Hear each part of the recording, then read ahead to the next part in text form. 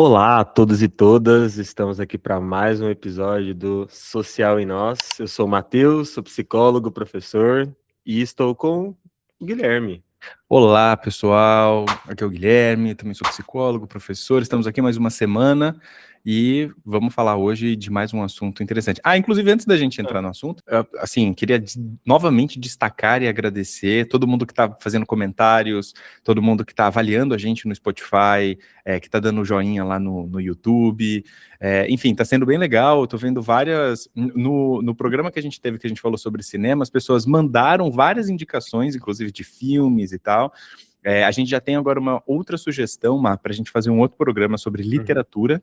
Boa. Mandaram pra gente mensagem no Instagram falando, e aí a gente vai fazer um programa então sobre literatura em algum momento, e tá sendo muito bom ouvir vocês, então continuem interagindo com a gente, continuem mandando mensagem, que tá sendo ótimo. Sim, eu acho que é esse o nosso objetivo, né? Da gente ir conversando, construindo o que vai fazendo sentido para vocês também, e que a gente fica aqui nessa conversa, e que a gente vai fala de bastante coisa, como hoje também, né? Que a gente vai falar acho que de uma coisa que tá aí, Isso. Talvez todo mundo falando, não sei, ou só eu acho que tá todo mundo falando. Começa fazendo a introdução aí enquanto eu vou compartilhando a minha tela. Tá. Eu acho que o último episódio que a gente teve, né, foi sobre cinema, e aí eu fiquei pensando sobre cinema, e aí eu vou contar como que eu cheguei nisso, e aí propus pro Guilherme pra gente conversar. Porque eu estou um pouco ansioso, eu diria, para poder assistir o filme A Odisseia, do Christopher Nolan, que saiu acho que fazem umas 2 semanas, e aí, para minha surpresa, eu peguei e falei, bom, quero assistir na sala IMAX que tem no Brasil afora, né? Que não são muitas, inclusive. Depois eu falo sobre essa informação.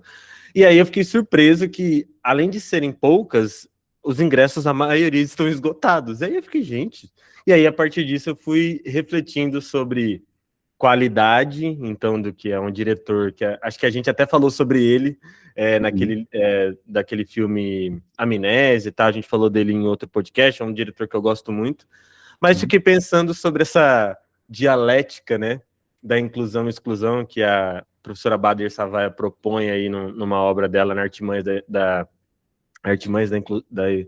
Exclusão.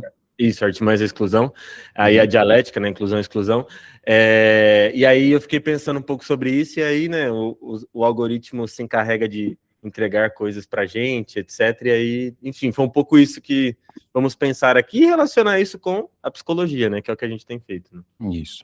E a gente, para quem não tá assistindo, né, tá só ouvindo, eu tô compartilhando a minha tela aqui.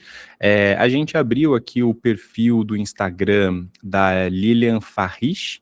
Ela fala sobre arte e o Matheus compartilhou comigo esse vídeo dela, que a gente achou bem interessante, então hoje a gente vai fazer uma coisa meio diferente, que a gente vai passar o vídeo dela, acho que só o áudio funciona também, né, porque ela narra, enfim, todo o texto ali da defesa dela, do que ela tá argumentando, então a gente vai assistir esse Reels dela e aí depois a gente vai comentar um pouco, vai pensar junto, né, vamos tentar fazer uma coisa um pouco diferente hoje.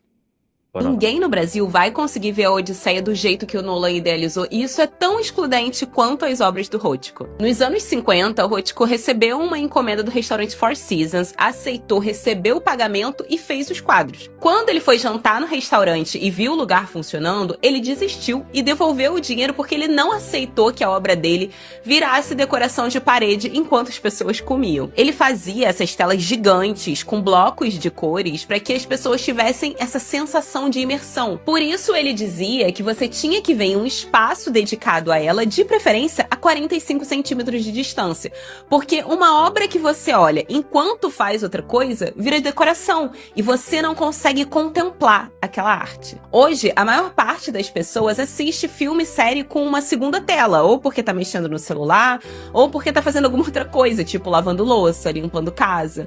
Fora que a gente nem se anima muito de ir ao cinema quando pensa que na semana seguinte seguinte vai sair no streaming e a gente consegue economizar tempo e grana com isso. Mas o Nolan encarou o desafio de fazer o filme inteiro em IMAX com uma câmera que tem o peso de uma bigorna e o barulho de uma britadeira para proporcionar uma coisa que o Hotko também queria, que é a imersão. A ideia é que você deixe de ver a moldura da tela e se sinta dentro da cena. Mas nessa proposta, o Hotko esqueceu que nem todo mundo tem acesso à obra original e o Nolan esqueceu que nem todo mundo tem acesso a cinema e muito menos a IMAX. Só umas 40 salas no mundo inteiro rodam IMAX em película 70mm e nenhuma delas fica no Brasil. As daqui são IMAX digital e algumas salas, mesmo tendo IMAX, não chegam na proporção que ele filmou. Ou seja, a tela vai cortar. Então, ao tentar proporcionar a maior imersão, eles acabam praticando também a exclusão de quem não tem como presenciar as obras nessas condições ideais. No final, a reprodutibilidade tira a aura das obras, mas ainda bem que ela existe, porque o virtuosismo também é extremamente excludente. Pensa alguma coisa diferente sobre isso? Me conta nos comentários e me segue para mais vídeos sobre artes e cultura. Agora a gente vai comentar aqui. Boa. Mas comentem lá no perfil dela também. Isso, e sigam ela também, né, Lilian Farrich. Boa. Mas, qual que é a questão aí? O que você pensa a partir disso, assim, né, dessa questão do preciosismo da qualidade, né, e o quanto que isso pode gerar exclusão também? Eu acho que tem algo, né, que a gente poderia pensar, e aí até acho que ela traz até nesse Reels, que não é algo novo, né, acho que pensar no campo da arte e tal, e aí pensar a intencionalidade do artista, e aí pensar o Nolan como um grande artista, né, dirigindo essas obras e tal. Eu acho que tem essa é a grande questão da arte, né, e aí acho que pensar, né, a gente cai até numa discussão, tipo, a quem favorece a arte estar nesse lugar tão, eu diria, como ela fala, né, dessa coisa da aura, dela tá tão específica nessa qualidade para um público muito determinado.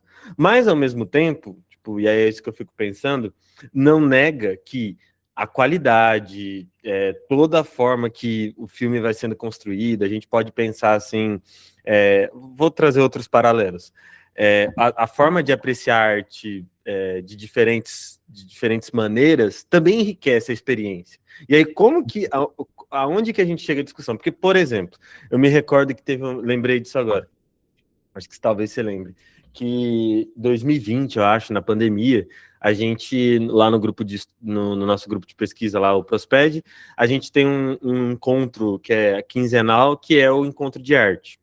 E aí teve uma vez que, se eu não me engano, eu posso estar criando essa memória, mas eu lembro que alguém propôs da gente fazer uma visita virtual a um museu, que eu não lembro qual que era, se eu não me engano era o Louvre, que a gente fez e tal, acho que era isso, a gente foi em uma parte do Louvre.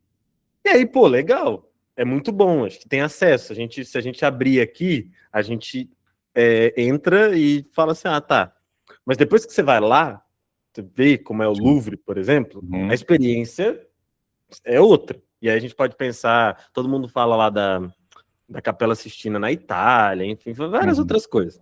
Que é o tal do direito à frequentação lá, né? Que exato, a gente já conversou aqui. E aí acho que o ponto, acho que aí, no final das contas, que aí é a grande questão que eu venho.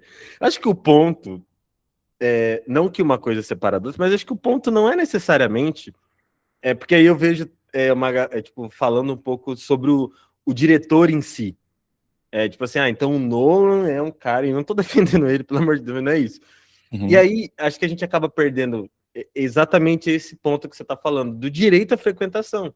Porque, assim, eu acho que tem que ter as duas coisas, mas sem perder de vista que, assim, ter consciência de que não é exatamente como, sei lá, o pintor, o artista imaginou, mas, ao mesmo tempo, também não restringir o acesso e dizer que, então você só está acessando de fato, sei lá, o que é o que o Nolan fez se você vê nessas salas IMAX que só tem 40 no mundo. Porque... É um pouco de ir colocando as produções artísticas também como objeto de luxo, assim, de consumo, né? Material de luxo, Sim. assim, que é acessível a algumas pessoas que de fato vão ter dinheiro suficiente para ir até o Louvre e ver a Mona Lisa de perto, né? Ou que vão conseguir ir numa sala IMAX que não existe no Brasil, né? Do jeito que ele projetou e tal. Então, como artigo de luxo, né? Esse é o termo, né? Então, é um pouco de você usar e compreender a arte enquanto mercado artístico também, né? Sim, sim. E aí acho que eu acho que o ponto que volta é pensar nisso enquanto mercado artístico, ok. Mas até que ponto o perder essa qualidade, então, tipo, por exemplo, você falou da Mona Lisa, até que ponto isso de fato perde a experiência do espectador ali, sabe? Tipo, da pessoa que tá apreciando. Eu acho que é outra experiência. Eu acho que é isso. Porque acho que não é colocar num grau de qualidade no sentido de melhor ou pior. Claro, talvez sim, depende, não sei. Eu acho que é melhor ou pior na medida em que você, para quem pode pagar e para quem tem recurso, a pessoa tem uma experiência mais completa. Então a pessoa tem a experiência de ir até o Louvre, de ver como é que é o espaço, a arquitetura, tem todo um processo para você chegar até lá e tal, né? Não é simplesmente a obra aparecer na tua frente e tal. Então, assim, eu acho que é melhor ou pior no sentido de que você restringe as possibilidades de acesso àquela obra a uma determinada população que não tem recurso para pagar. E enquanto outra população que tem recurso para pagar, então se a gente tiver muito dinheiro e eu falar assim, não, eu quero muito assistir esse filme do Nolan e eu vou para outro país para assistir esse filme, né? Eu vou ter uma experiência mais completa, mais complexa talvez também, enfim, porque ali eu estou aproveitando e usando a arte em toda a sua potencialidade, da forma como ela foi pensada pelo artista, e outras pessoas não vão ter esse acesso. Então, acaba sendo excludente também. E aí eu acho que a gente também fala da dialética inclusão-exclusão, né? Porque você só pode ter essa restrição de acesso, essa possibilidade de inclusão para quem tem recurso financeiro, na medida em que você exclui uma série de outras pessoas que não vão ter acesso a essas obras em sua plenitude, ou em toda a maneira como elas foram pensadas, ou como elas podem ser exibidas. Que eu acho que aí entra num outro ponto, que é assim, hoje a gente poderia pensar que, ao mesmo tempo, a gente tem esse movimento de pensar a arte enquanto esse artigo de luxo, que é o que você está falando, também a gente tem um outro movimento de uma certa massificação, eu não sei se é bem a palavra, mas vou usar essa, não sei se é um conceito, enfim, tipo, uma massificação também, então, tipo, uma produção em série de filmes, então, assim, a cada semana tem um filme novo, mas que, no fundo, são filmes muito parecidos, com uma, eu não sei bem o nome, mas com um roteiro muito parecido, assim, tem uma coisinha ali, tem uma superficialidade, né? Isso, exato. Sim. Que aí é a questão que a gente pode pensar das redes sociais também, né? De tipo, igual, acho que ela fala um pouco disso, né? De tipo, hoje dificilmente as pessoas, igual, por exemplo, eu assisti vou usar o próprio Nolan como parâmetro. Eu assisti o Oppenheimer no cinema e não foi numa sala IMAX quando eu fui, porque o Oppenheimer eu lembro de ter sido algo meio parecido, assim. Mas foi numa sala, tipo, tinha lá alguma tecnologia, etc. E aí depois eu assisti em casa. A experiência é outra. Não dá para comparar. E aí, acho que só o fato de você assistir um filme no cinema e outro em casa, eu acho que já tem outras coisas, né? A gente fala sobre a preparação do ambiente, quando a gente fala do encontro de utilizar a arte e tal, a gente fala muito disso. Então, o cinema te prepara para isso, né? Então, você vai lá, separa um tempo, a sala é escura, você não vai ter distração, fica lá um zilhão de avisos, desliga o celular, etc. E em casa, às vezes, qualquer coisa você tá pausando, porque tem tudo isso. Por outro lado, eu acho que tem... então, a gente está falando de experiências diferentes. Mas, por outro lado, tem também esse lugar hoje que tem muitas produções sendo feitas para você dividir a atenção, né? Então, eu estava vendo o dia que estavam lançando, tipo, sei lá, novela que é uma coisa cultural brasileira, estão lançando novela vertical. Então, tipo assim, é uma novela para a galera acompanhar na tela em pé, assim, que é para ser rápida. Então o enredo desenrola rápido. E aí, isso é acesso, né? O que a gente está chamando de acesso também, né? Fica essa. E aí a dialética da inclusão e exclusão que a gente está falando, né? A gente não está colocando essas obras num pedestal, mas ao mesmo tempo que acesso a esse, né? Assim, eu acho que vamos colocar, não sei, pelo menos acho que qual é a perspectiva ou qual é o ponto aqui também que a gente tá pensando. Quando a gente fala nesse conceito inclusão e exclusão, a gente está se referindo à professora Bader Savaia, né, que é uma professora da PUC São Paulo, que tem uma importância muito grande no campo da psicologia social, enfim, né, de estudar e para nossa formação também, né? Nossa formação nossa como pesquisa, um todo. Né? Então procurem os trabalhos dela, são muito, muito bons, inclusive o grupo de pesquisa dela também, o Nexim, que é excelente. Enfim, então, quando a gente fala dessa dialética inclusão e exclusão, é porque há uma defesa dessa compreensão de que há uma unidade, de que a gente só pode falar de inclusão porque há um processo excludente anterior que aconteceu, certo? Então, acho que só para colocar todo mundo na mesma página. Então, só há uma discussão sobre uma sociedade inclusiva, sobre a inclusão na arte, inclusão na educação, etc., porque há processos excludentes que estão acontecendo cotidianamente, que excluem determinada parcela da população, normalmente uma população historicamente já marginalizada, né, que deixa de ter acesso, que não tem acesso aos bens produzidos historicamente pela humanidade. E aí a gente pode usar o Vygotsky também, que tinha uma defesa clara de que a cultura é produzida por todos nós, né? A cultura é uma produção da humanidade, ela só pode acontecer em movimento histórico. Então, na medida em que você pega uma materialidade da cultura, como as obras artísticas, e você coloca numa sala de cinema exclusiva para algumas pessoas, você está fazendo um processo de exclusão que não deveria acontecer. Porque aquele filme, aquela história, só pode ser contada porque existe uma coletividade da humanidade que produziu aquela história, que produziu aquele roteiro, né? Claro que tem pessoas que vão personificando, vão materializando isso, essas pessoas têm um mérito em fazer isso, mas a grande questão é que, né, a própria câmera lá que ela fala que o Nolan usa é uma produção cultural humana. Então o Vygotsky tinha uma defesa radical de que, assim, tudo que é produção cultural humana deve ser de amplo acesso de toda a humanidade. Afinal de contas, aquilo só foi possível de ser produzido por conta de todos nós, por conta de todo um histórico e tal. Então, acho que só para a gente ir pontuando algumas coisas, acho que essa que é a questão, a gente ter determinados tipos de produção artística, e aí aqui, por enquanto, e talvez, né, eu acho que hoje a gente se restringe à questão artística especificamente, mas a gente pode falar de exclusão de vários espaços, de vários contextos, instituições, etc., mas a grande questão é que há uma determinada categoria de produção artística que exclui pessoas que não têm recurso financeiro para acessarem essas obras, para enfim, entrar em contato com essas produções. E eu acho que esse é o grande problema e essa é a grande questão que a gente está falando, né? Então é como se você vai tornando particular, tornando privado, né? Então é privado de algumas pessoas que produziram essa obra e é privado de algumas pessoas que podem pagar por essa obra, pagar para ver essa obra, né? Acho que quando ela fala daquele artista que tirou as obras ali dos hotéis, né, do Four Seasons, também é um pouco isso, né? Primeiro que ia virar decoração e segundo que só ia ter acesso à obra as pessoas que estivessem jantando, almoçando ali no restaurante, etc e tal. Então você vai limitando o acesso à arte, o que não deveria acontecer. A arte deveria ser de amplo acesso de todo mundo deveria ter direito à arte, a qualquer tipo de arte, né, em todos os lugares, e aí a gente não está falando também só de arte de museu, a gente pode falar de arte de rua, a gente pode falar de arte, né, produzida em diferentes países, em diferentes épocas e tal. Mas o que vai acontecendo historicamente é isso, a gente coloca essa obra dentro de um museu ou dentro de uma sala de cinema, que algumas pessoas têm acesso, algumas pessoas podem pagar e outras não. Na verdade, a grande maioria da população não, né? Sim.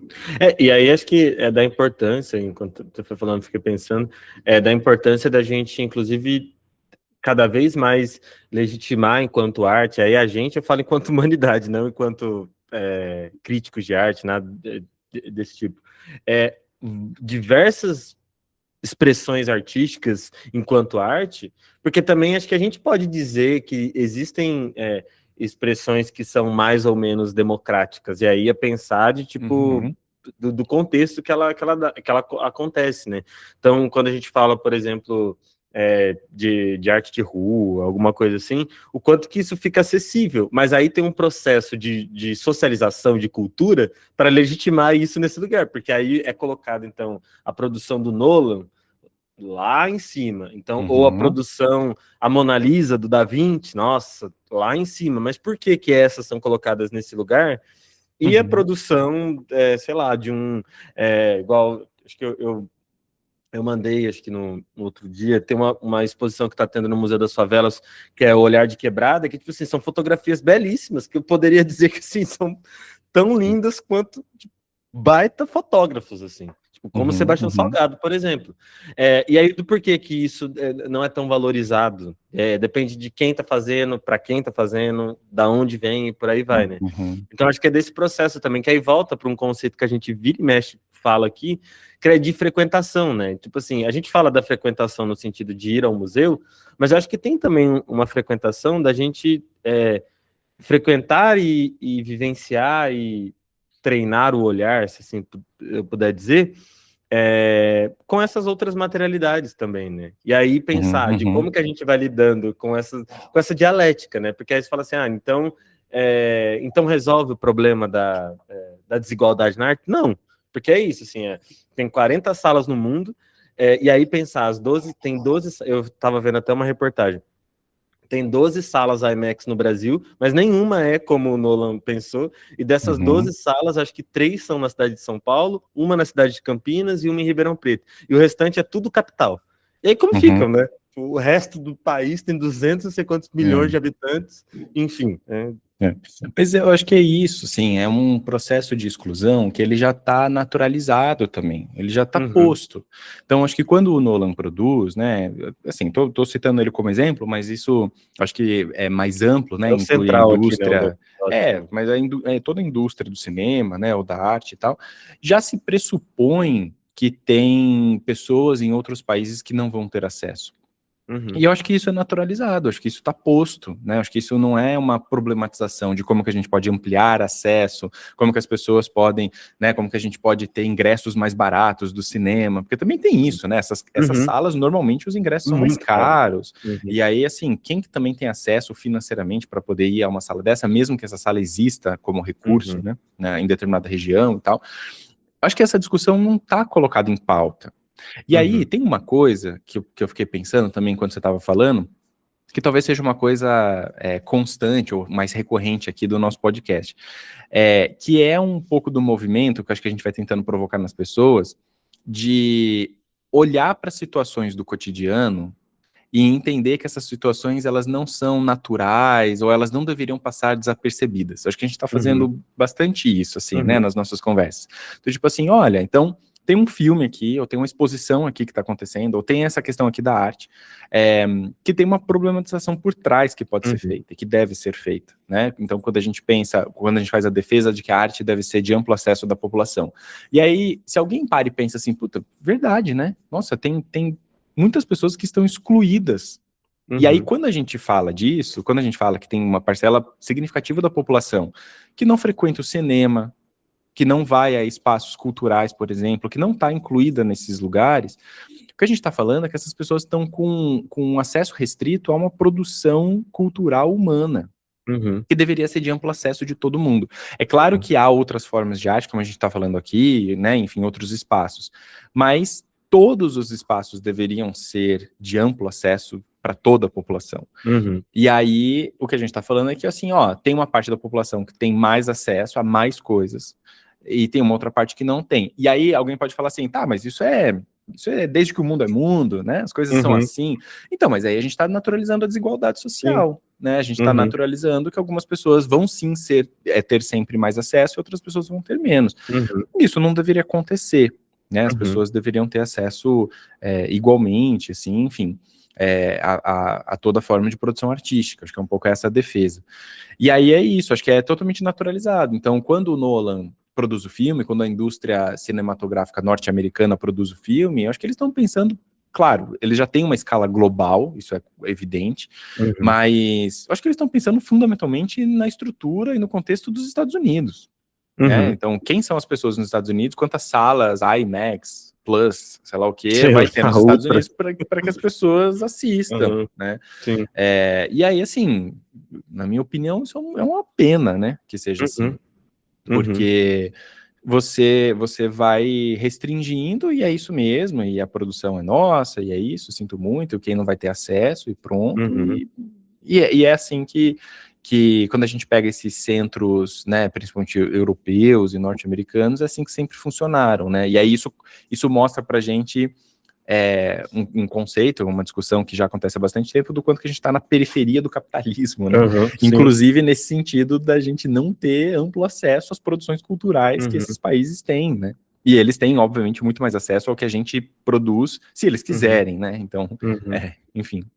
Eu acho que isso intensifica muito, e aí me lembrei agora que a gente vai entrar numa discussão que em breve isso já começa de novo, dos quem vai ser indicado ao Oscar, etc. Eu acho que os 2 últimos anos aí, né, tipo, ainda que seja uma premiação fundamentalmente norte-americana e tal, Oscar, acho que 2 produções brasileiras, uma sendo vencedora, né, tipo, Ainda Estou Aqui, mais também o Agente Secreto indo para essa premiação com é fato que com recursos limitados, ainda que fala assim, o diretor é o Kleber Mendonça, o Walter Salles, etc.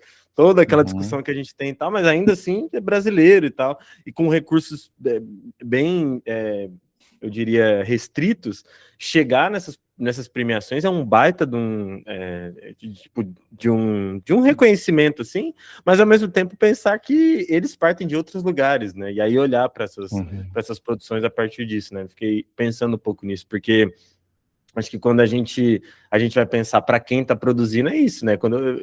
Para quem que eles estão produzindo, né? E aí a cultura norte-americana também, estadunidense principalmente, eles produzem filme como propaganda também, né? Então, acho que tem toda essa discussão, assim, né, pra gente pensar, mas que acho que volta para esse lugar, né, de como que isso, né, pensar essa dialética da inclusão e exclusão, aí pensando conceitualmente, ela é relevante para poder pensar, não que ela é relevante, ela é essencial para a gente pensar a atuação da psicologia, né, e por isso que a gente está falando aqui, porque não dá para você olhar o mundo é assim mesmo, então, sei lá, uma pessoa chega, sei lá, pode ser num consultório, talvez, tá em sofrimento, não em sofrimento, queria ver o filme, mas não posso, por conta disso, disso, disso. Você não vai necessariamente falar, você não tá indo porque é uma desigualdade e tal, mas nesse processo de refletir com a pessoa também, de que não é necessariamente culpa dela, porque é isso que tem nesse discurso, né? Então, assim, se você não vai no Louvre,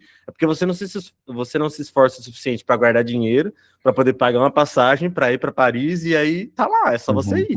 Você paga não sei quantos euros no ingresso e vai, né? Tem eu acho que essa discussão dá para ir por vários lugares, mas só para compartilhar, hoje de manhã eu estava vendo uma notícia também de que hoje em dia a gente olha para as redes sociais e a gente começa a naturalizar também que todo mundo viaja para fora do Brasil, né, que todo mundo tem um certo nível assim de acesso a esses lugares, todo mundo foi para ver a Copa do Mundo do estádio e tal, né? E aí, enfim, tem uma pesquisa que indicaram que acho que cerca de 87%, quase 90% das pessoas do Brasil nunca saíram do Brasil, né, nunca fizeram uma viagem internacional. Então, assim, como que a gente também vai naturalizando essas questões disso, né, do acesso, de não ter o acesso, né, e o quanto que, na verdade, o normal no Brasil é o normal, né, enfim, o amplamente comum no Brasil é o não ter acesso, né, é a exclusão. Então, é isso, né, a gente pode falar de muitas camadas, e aí me lembra também daquele livro das trajetórias das desigualdades, da Martha Hatch, que vai falar isso, né, então, na medida em que a gente possibilita o acesso a determinados contextos, a gente também produz novas desigualdades sociais, e a gente produz novos processos de exclusão. Então, por um lado, as pessoas têm acesso, por exemplo, ao cinema, talvez hoje mais do que antigamente, nem sei se isso é verdade, na verdade, né, porque também existe mais cinema de rua, né? Tem essa coisa também. Mas o quanto que você vai criando daí depois outras camadas de exclusão, né? Então, aí a gente tem acesso à sala de cinema, mas aí agora tem a sala de cinema Premium Plus, e aí você tem que pagar mais para ter essa experiência, né? E quanto que essa exclusão vai sempre caminhando agora, e vai sempre com os streamings mais também, frente. Né? Você tinha acesso, falou assim, agora não, para você ver sem anúncio, você tem que pagar. Isso. Então sempre vai caminhando, né? Sempre vai caminhando por um lugar de excluir quem pode pagar menos, ou quem não pode pagar, Uhum. e incluir quem tem recurso, né? Uhum. Então essa é a lógica de você tornar os recursos e os serviços privados, né? É isso, Sim. quem pode pagar tem acesso, quem não pode pagar não tem acesso, e é isso mesmo, e boa sorte para todo mundo. Enfim, E um não. pouco nesse caminho. É. Mas eu acho que Mas, para hoje é isso, né? sim. E deixem aí, gente, nos comentários o que vocês acham, o que vocês pensam. Acho que é algo que tá aí nas redes, e aí pra gente conversar, e a gente volta semana que vem para continuar falando sobre o mundo, pesquisa, psicologia e sei lá o que mais. É isso. Deixem aí sugestões de temas para a gente trabalhar nas próximas semanas, para a gente conversar. Avaliem a gente no Spotify, avaliem a gente no YouTube, deem um like, compartilhem com outras pessoas, que isso ajuda bastante. E a gente segue aí o trabalho e a gente se encontra aí toda semana. Show. Valeu, gente. Obrigado. Boa semana para vocês. Boa Valeu. semana, gente. Falou.